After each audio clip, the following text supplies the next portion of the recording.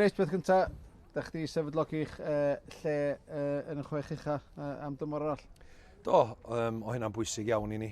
Oedden ni sbio ar sgôr Cardiff Met neithiwr a wedyn efo'r goal difference gyda ni, oedden ni, dwi'n meddwl, cymryd yn bach o bresur off os nhw'n holl onast. Dyna oedd yr negas cyn i ni ddechrau, lle jyst doswch allan enjoyo. Expresio chi yna, ni'n teimlo bod ni wedi neud y dda di dominator bel os nhw'n holl onast. Ar ddwrnod arall, mae rhaid ni drwy ffwrdd mwy clinical.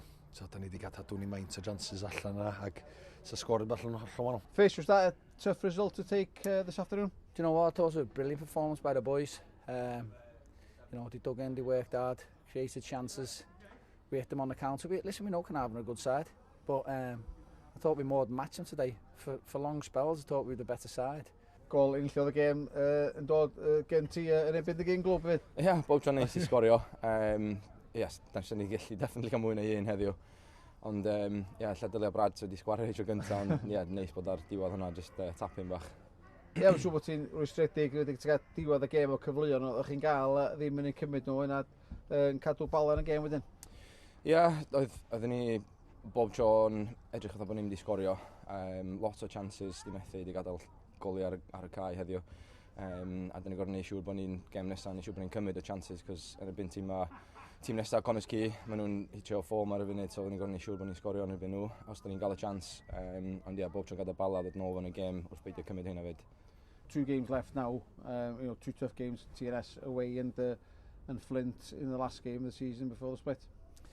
Listen, I've said it loads of times this season, there's no easy games against anyone in this league. Anyone can beat anyone, that includes TNS. So, we'll be going in, trying to get maximum points out of both games. And let's see what happens. And, we've got the split and then the second phase. Hopefully we can get 1 or 2 reinforcements in. The squad's really thin at the moment. 1 or 2 have gone already. We just about filled our quota of subs on the bench today, but hopefully over the next week, 2 weeks, we make a couple of signings that'll strengthen us and help us push second half. Obviously, everyone wants to go for. We finish in the bottom half. We want to finish 7th and be in them European playoffs, but long way to go. Mae'n un gêm o'r hanner cyntaf o'r tymor o'i lle gêm gael erbyn Ceic hwnna? Ia, yndi, maen nhw'n mynd y dda iawn, a wedyn maen nhw'n chwarae TNS yn munud wan, so fe'n interesting gweld sy'n maen nhw'n mynd ymlaen y fanna allu, ond na, maen nhw'n gwneud job dda, ond da ni adra, nhw'n ni gymryd confidence allan o'r cyfleoedd da ni wedi greu heddiw, ac o'na lot o bethau da ni'n neud y dda heddiw ni wicio allu, so allwn ni gael ein am i gêm Connors Key fyd, mae'n gen i bob chance.